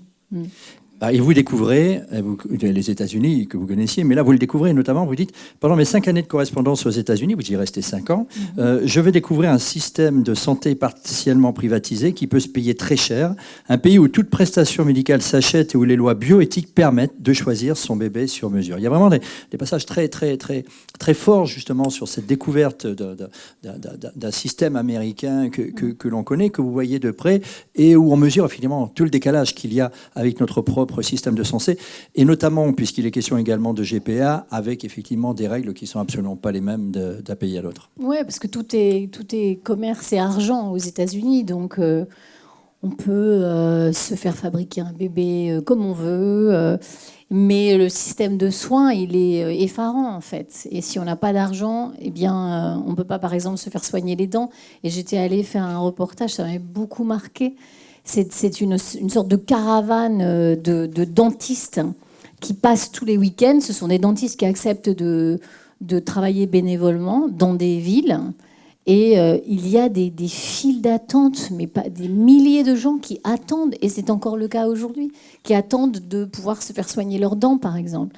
Et le hasard avait fait que je m'étais intéressée à une jeune fille. Ce jour-là, elle a eu 15 dents arrachées, quoi. 15. Jeune fille très, très jolie. Et quand elle a souri, j'ai vu que oui, elle avait un vrai problème. Toutes ses dents étaient carriées parce que, bon, voilà, milieu, elle avait dû boire du soda toute sa jeunesse, etc. C'était d'une tristesse, d'une tristesse. Et en plus, elle n'allait pas avoir les moyens d'avoir même un dentier. Je parle même pas d'implant. Donc l'Amérique, c'est violent parfois, quoi. Alors, le système Obama a un peu changé les choses, puisque l'une de ses réformes, c'était le Medicare, et ça a un peu aidé ces gens-là. Et puis, vous êtes en poste, à l'époque, Dominique Strauss-Kahn. Ah oui. Ouais. Alors, DSK, j'étais en train de... C'est le soir, hein, j'étais en train de dîner chez moi, j'avais invité quelques personnes à dîner.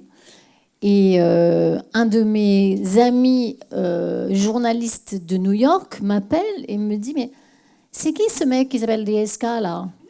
Je dis « Bon, c'est quand même quelqu'un, parce que peut-être qu'il va être le prochain président de la République française. » Il me dit bah, « Tu ferais bien de venir ici, parce qu'il a un problème. » Je dis « Ah bon, mais quel type de problème ?» et tout. Il me raconte un truc, je lui dis « Mais enfin, c'est pas possible. » Puis moi, je connaissais bien DSK parce il était patron du FMI à Washington et nous, on suivait le FMI et surtout, on savait qu'il allait être candidat et on savait que potentiellement, c'était peut-être le prochain président. Donc, il y avait intérêt à être au plus près pour avoir les infos, pas se faire doubler par tout le monde, etc. Et donc, j'avais fait 3 voyages avec lui en Amérique latine comme patron du FMI, etc. Donc, je connaissais très bien. Je lui dis non, mais non, c'est pas possible ton truc. Et puis là, j'ai un appel de Paris et là, c'est mon patron qui me dit « Je crois qu'il a un gros problème, en fait. » Et là commence une chose que j'ai très peu vécue. C'est une chose de parler de Barack Obama, de parler de la guerre en Ukraine. C'en est une autre, de parler d'un homme potentiellement candidat à la présidence de la République et potentiellement élu. C'est-à-dire que là, vous avez une pression de folie. Toute ma vie, je me souviendrai de mon premier duplex, 6h30 du matin, les matinales, première matinale, télématin. Et donc, il faut donc expliquer et que ce monsieur est accusé d'avoir blabla. Enfin, vous connaissez bien l'histoire. Et là, je me disais, c'est simple. Hein. On raconte ça, il est mort, c'est fini, sa carrière est terminée. Et donc, vous avez la responsabilité. Et à ce moment-là, à 6h30 du matin, je ne sais plus quel jour c'était, on est sûr parce qu'on a un procureur, on a des déclarations, on s'accroche à ce qu'on a comme fait. Hein, parce qu'on là, vous prenez uniquement ce qui est écrit sur un papier, mais quand même, on sait très bien qu'on hypothèque totalement son avenir et que c'en est fini de lui président de la République, de lui candidat.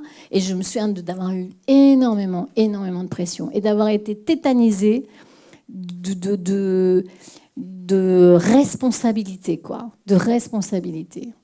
Et j'ai toujours pensé que si Dominique Strauss-Kahn, parce que donc il a été prouvé qu'il a bien eu une relation sexuelle avec cette femme, puisqu'il y a eu des traces de sperme. Comment s'est passée la relation, c'est ce sur quoi il y a toujours un doute. En revanche, il a eu une relation avec cette femme.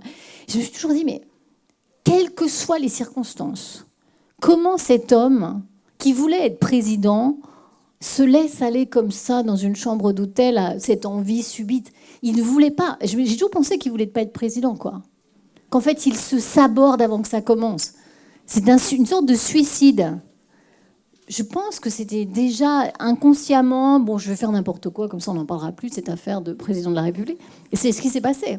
Parce que de toute façon, comme il savait qu'il avait toutes ces casseroles, etc., de toute façon, ça allait venir, ça allait arriver, parce que le camp Sarkozy avait déjà les billes, etc. Donc ça serait sans doute... Il l'aurait pris, mais un petit peu plus tard, et peut-être qu'il s'est dit au mieux, je sais pas, inconsciemment. Alors, on a vu Londres, on a vu Washington, et en 2014, de 2014 à 2017, donc, alors je ne connais pas le titre, c'est pas forcément être correspondante auprès de l'Élysée, mais en tout cas, vous êtes rattachée à l'Élysée, à la présidence, et là, vous découvrez, sinon un nouveau métier, mais un nouvel environnement, qui est plutôt plus contraignant que paradoxalement, vous avez pu connaître jusqu'à présent. Et il y a un exemple, c'est les voyages officiels.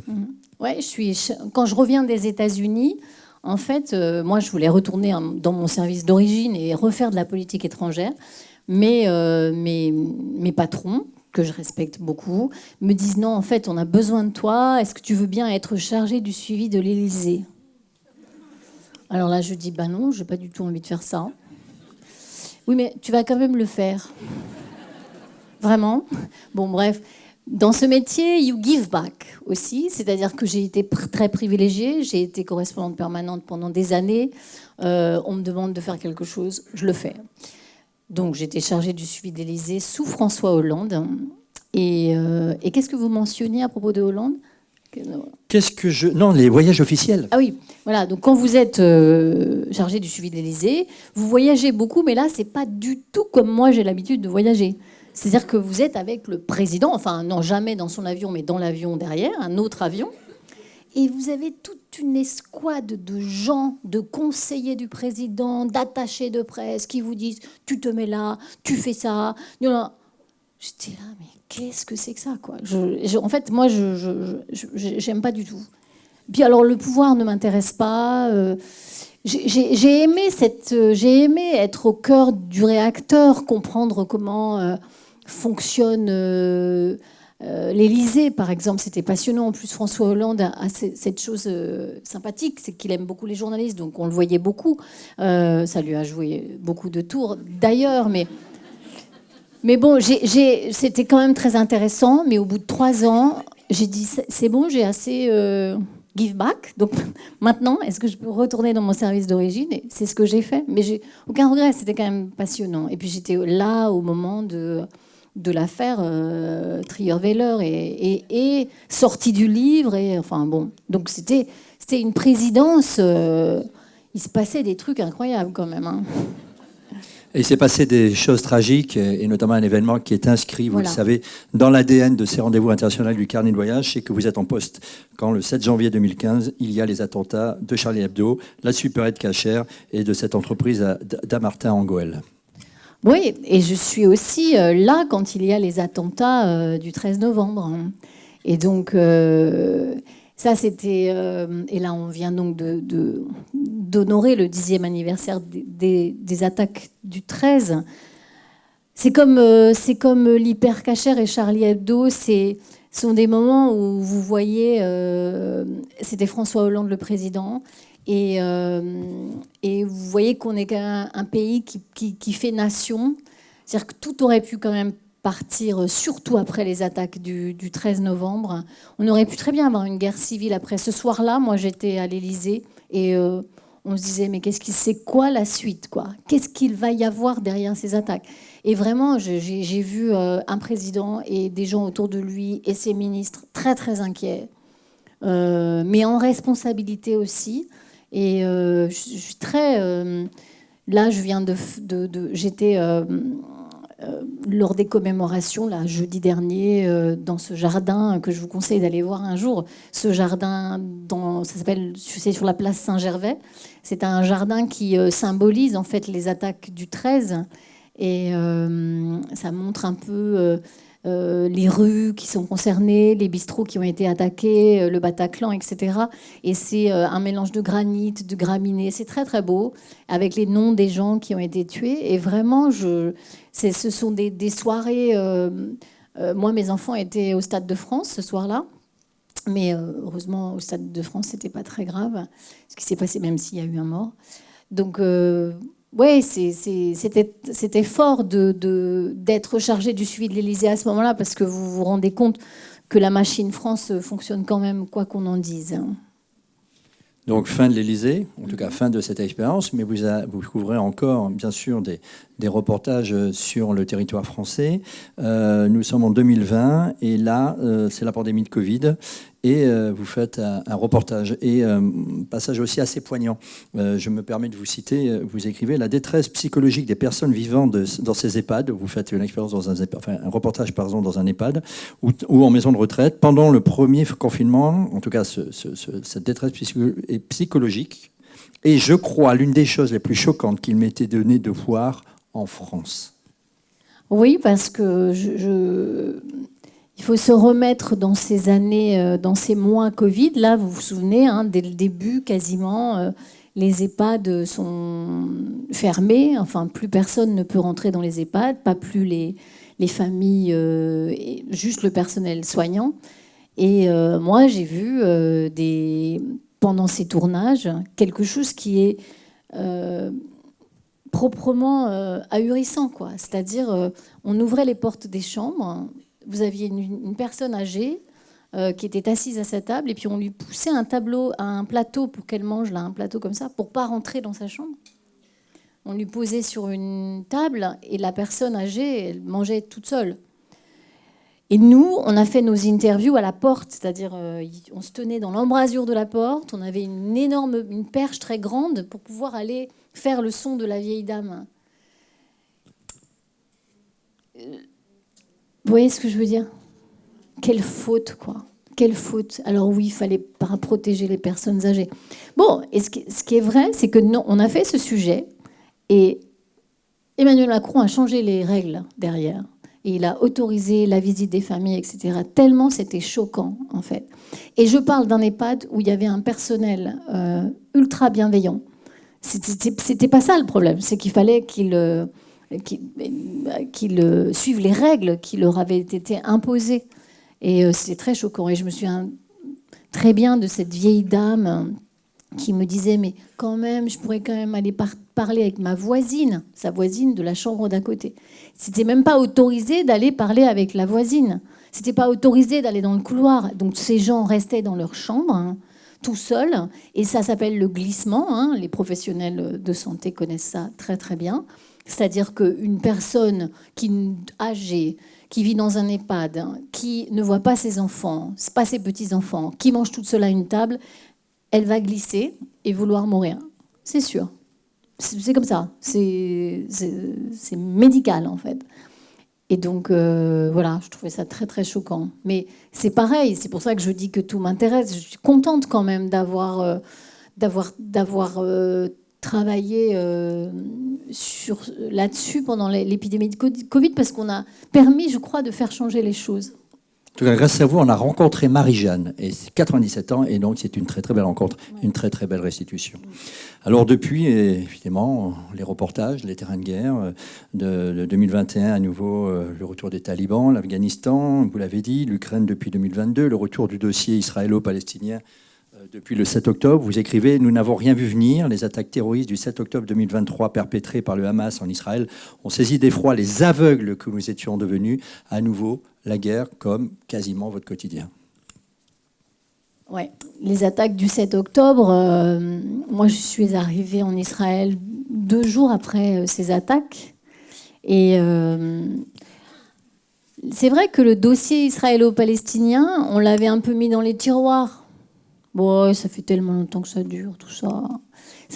C'est pas que ça nous intéressait pas. Nous, on a toujours eu un bureau permanent à Jérusalem, on a un correspondant permanent en Israël, donc ça nous intéresse, mais ça faisait tellement plus la une de l'actualité. On s'est un peu pas désintéressé, mais on a regardé du côté de l'Ukraine, par exemple, ce qui est tout aussi important. C'est ça un peu ce qui est terrible dans ce média, c'est qu'une actualité chasse l'autre et on oublie vite des dossiers sur lesquels on devrait rester, mais enfin, le journal ne fait que 50 minutes, il ne peut pas être plus long. Donc, j'ai couvert les attaques du 7 octobre, et puis surtout, donc, j'ai couvert la monstruosité de ce qui est arrivé à ce moment-là, c'est-à-dire des jeunes gens dans un festival de musique poursuivis, tués, abattus, des femmes violées, des gens dans des kibboutz. Vraiment, la violence à l'état pur. Et puis après, vous avez cette seconde étape avec voilà, la décision du gouvernement israélien de se tenter de se débarrasser du Hamas et donc cette offensive sur Gaza. Et là, c'est pareil. C'est aussi quelque chose d'extrêmement violent parce que vous avez beaucoup de combattants du Hamas qui sont tués, mais vous avez aussi beaucoup de civils et d'enfants.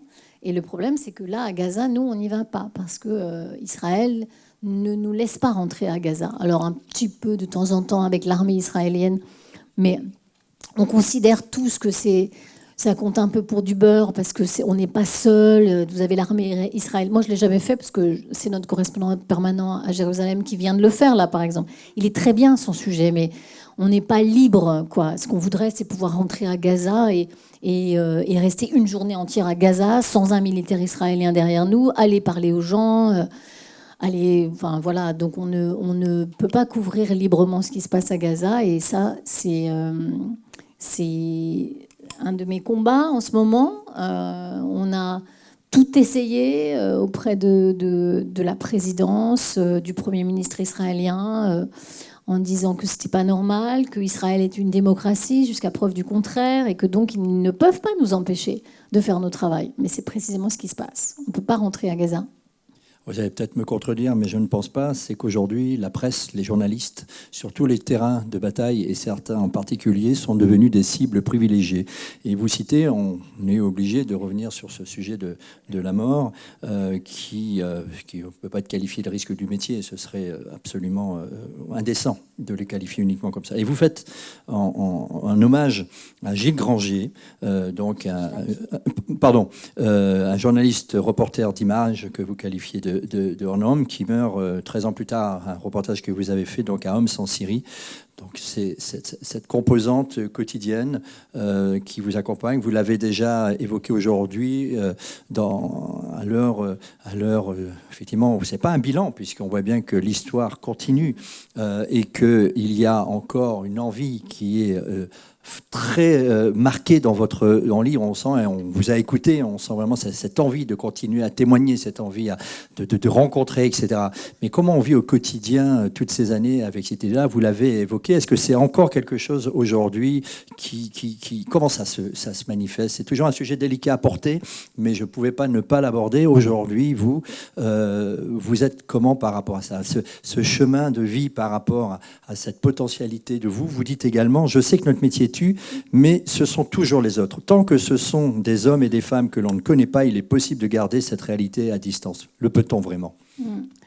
Ben oui, on peut, quoi. C'est un peu comme les pompiers qui vont au feu, hein. Ils ne se disent pas qu'ils vont mourir. Donc moi, je vais sur des zones de conflit et je suis sûre que je vais revenir. Parce que c'est sûr que sinon, je n'irai pas. Ça ne m'enlève pas une énorme pression. Beaucoup d'inquiétudes, beaucoup de nuits sans sommeil. Mais ouais, je ne suis pas prête à renoncer. C'est vrai. Mais c'est vrai que j'ai on a des confrères qui sont tués. On croit toujours que ça va pas nous concerner. Bon ben voilà, je sais pas, je touche du bois, il y a du bois là. Ça va pas, oui, ça c'est du bois, voilà. Je ne sais pas comment répondre, mais c'est vrai, je pense que ce que je crois, c'est que, aussi fou que ça puisse paraître, je n'ai pas vécu une chose, à part la prise d'otage, mais c'est très particulier la prise d'otage, pendant laquelle je me sois dit, bon ben alors là, c'est terminé en fait. Je ne viendrai plus jamais, je ne ferai plus jamais ça, je ne me mettrai plus jamais en danger, c'est terminé. Mais je ne dis pas que ça n'arrivera pas. C'est-à-dire que ces choses-là, c'est un peu... peut-être que la prochaine fois, il va se passer un truc et je dirais, en fait, là, c'est fini. Je ne veux plus jamais y aller. On est parfois choqué par des choses qui peuvent paraître étranges. Par exemple, moi, l'une des choses qui m'a le plus choquée en Ukraine, c'est... Nous étions à Kramatorsk, j'étais dans une gare. La gare de Kramatorsk, elle est très importante parce que c'est la gare qui permet aux civils de l'Est de rejoindre l'Ouest où il y a moins de bombardements. Et c'était assez au début de la guerre. Et donc, il y avait des centaines de civils dans cette gare de Kramatorsk qui attendaient des trains pour partir. On a passé quelques jours dans cette gare à faire des interviews, à réaliser un reportage. Et un matin, on entend 2 énormes explosions. 2 missiles sont tombés au milieu de la gare. Il y avait des centaines de civils. Et donc, moi, on entend le bombardement. Notre fixeur, il regarde son téléphone, il nous dit, c'est la gare. Et donc, bon, alors là, on prend nos clics et nos claques, et on y va. Et j'arrive, et je vois, la veille, j'avais parlé avec une dame, elle avait des mocassins. Je me souviens très bien, j'étais allée vers elle à cause des mocassins. Elle avait des jolis mocassins bordeaux. Et elle était très élégante avec ses valises. Et donc j'étais allée la voir. Je lui ai dit, bah, qu'est-ce que vous partez, vous aussi? Oui, je pars parce que mon mari est sur le front. Mes 2 enfants, je les ai déjà envoyés à Lviv. Je voulais rester à la maison, mais là, c'est plus possible. Je pars quand même. Et puis on fait une interview, une dame très élégante, etc. Le lendemain, quand on arrive, je vois un drap et je vois les chaussures de la dame. Et elle était morte, en fait. Elle avait été tuée. J'ai perdu ma voix. Ce jour-là, physiquement, et vous voyez, je n'ai pas été choquée par un corps, j'ai été choquée parce que j'avais parlé avec cette dame et je voyais ses chaussures. Je la connaissais, j'avais l'impression que je la connaissais. Et je pense que ça, par exemple, donc j'ai perdu ma voix pendant plusieurs heures, c'est-à-dire que j'appelais Paris pour leur dire, il s'est passé, parce que c'est un tournant un peu, hein, le bombardement de la gare de Kramatorsk, c'est vraiment le moment où on se dit, là, les Russes peuvent tout faire, quoi, y compris bombarder une gare bondée de civils, etc. Même si, bien sûr, après, ils ont dit qu'ils s'étaient trompés, que ce n'était pas leur cible. Bon, on n'aura jamais la preuve. Je n'arrive pas à leur dire à Paris, mais c'est très grave, en fait. Ça va faire vous allez voir, parce que nous, on est prévenus avant tout le monde. C'est pas encore à Paris, ils savent pas encore.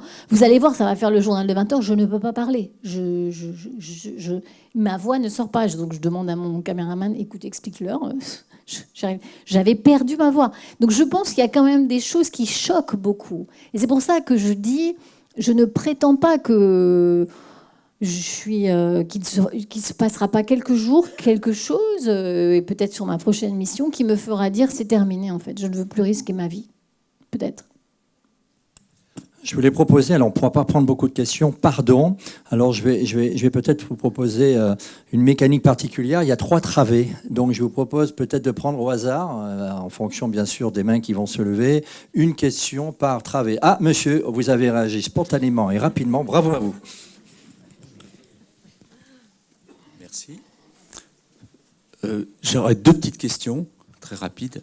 La première, quel est le reportage qui vous a le plus marqué durant toute votre carrière? Et la deuxième, est-ce qu'il y a justement un conflit que vous n'avez pas pu suivre et que vous auriez absolument voulu suivre? Je crois que le reportage le plus marquant que j'ai fait jusqu'à présent, c'est Haïti, cher monsieur. Parce que ça arrive quand même assez rarement de faire ce que je viens de faire là. Et s'il vous plaît, s'il y a un sujet à regarder, c'est celui-là. Vous tapez Burgo, Haïti, vous allez le trouver. Vraiment, parce que j'ai rencontré cet enfant il y a 15 ans, je viens de le retrouver.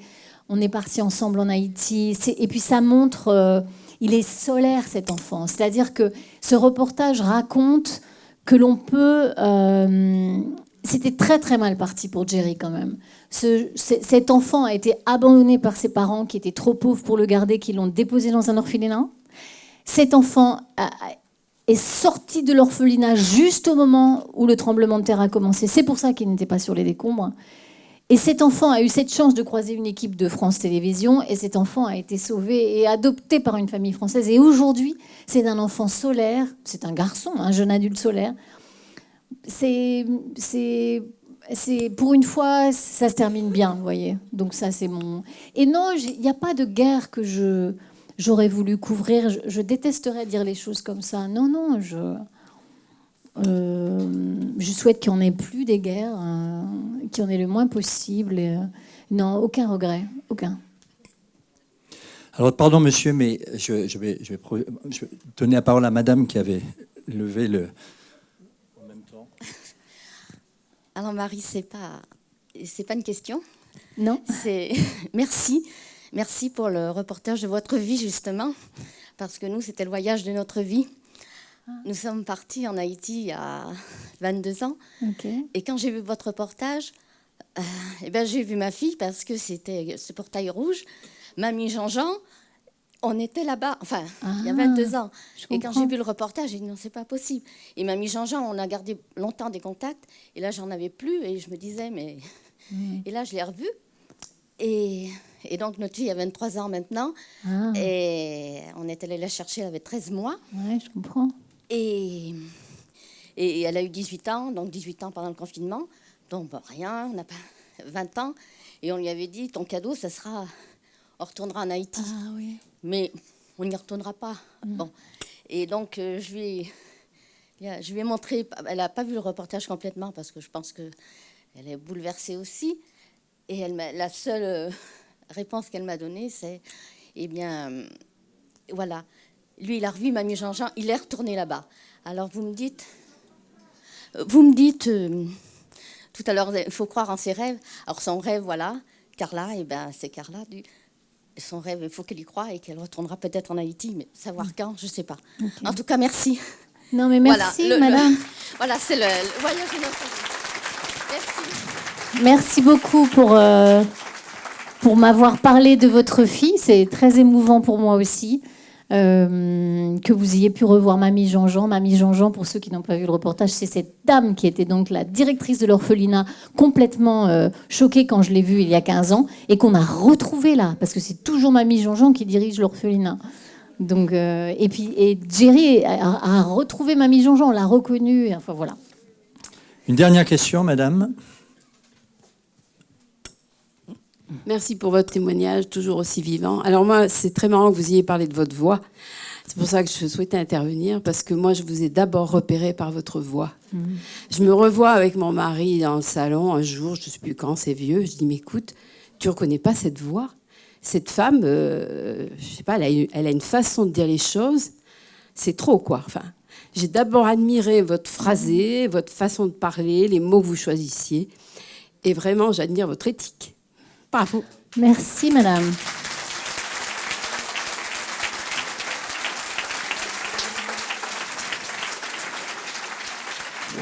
Je suis très sensible à ce que vous dites. Éthique, j'espère, vraiment, je fais de mon mieux, je ne suis pas parfaite. Comme nous tous, les journalistes, on n'est pas parfaits, on commet des erreurs. Mais c'est vrai que c'est ce vers quoi on essaie de tendre. Et oui, et c'est ça qu'il faut dire à nos enfants. Ma voix est devenue un atout, vous avez raison, madame. Ce truc qui était donc un handicap majeur est devenu un atout. Donc faisons de nos échecs des atouts. C'est facile à dire, mais non, parce que je suis quand même... Je crois que je peux me permettre de dire ça, parce que moi, j'avais vraiment pas du tout toutes les clés. Donc je me permets de dire si c'est possible. Alors peut-être que j'avais des parents bienveillants. Tout le monde n'a pas des parents bienveillants, ça c'est vrai. Donc j'avais quand même des armes pour moi, mais quand même. Alors avant de clore cette rencontre, et je rappelle que vous pourrez... Vous autorisez une dernière question? Alors il est où le monsieur? Ah ben venez, allez venez.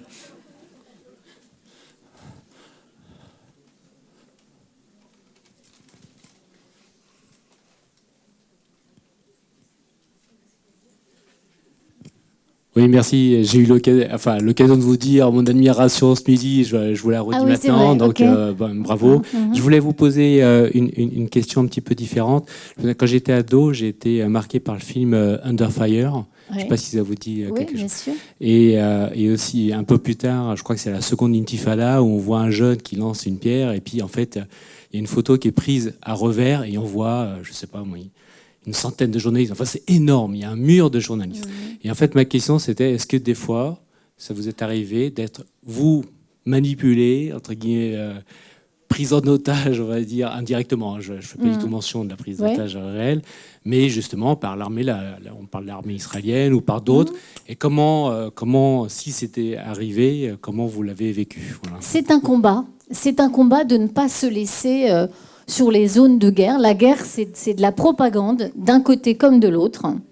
Et la guerre, les Russes sont très forts sur la propagande, les Ukrainiens aussi.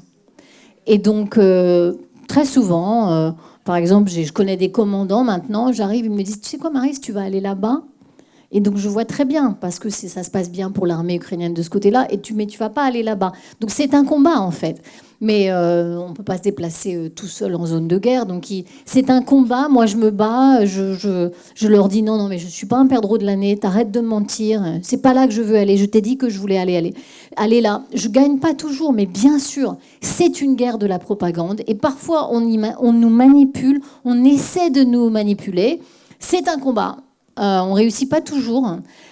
Alors moi, je crois que maintenant, quand même, je suis un petit peu habituée, quoi. Donc, s'ils ont trop envie que j'aille quelque part, je me dis, ça doit y avoir un truc là, quand même. Donc, je me méfie beaucoup, mais ça n'empêche qu'on peut commettre des erreurs. Ouais.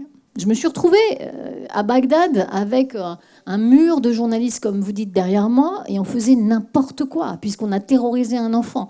Donc, vous voyez, donc ça m'arrive. Merci à vous.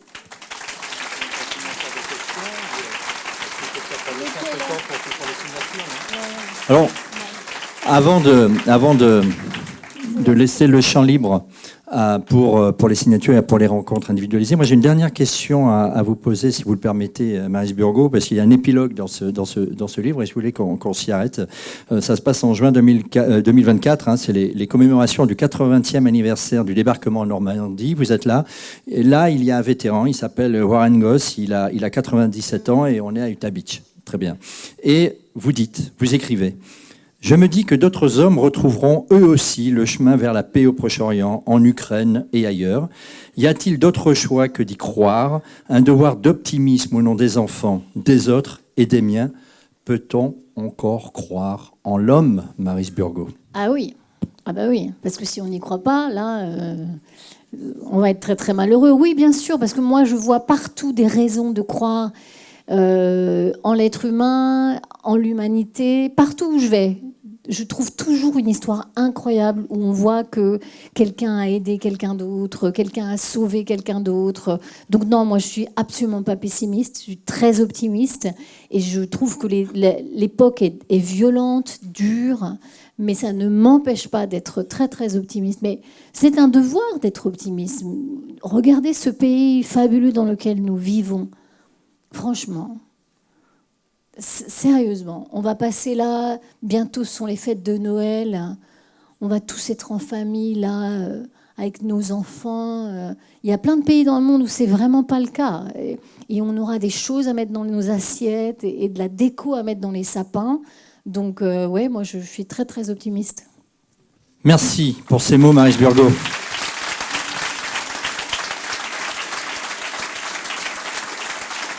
Merci beaucoup à vous. C'était un honneur de vous parler.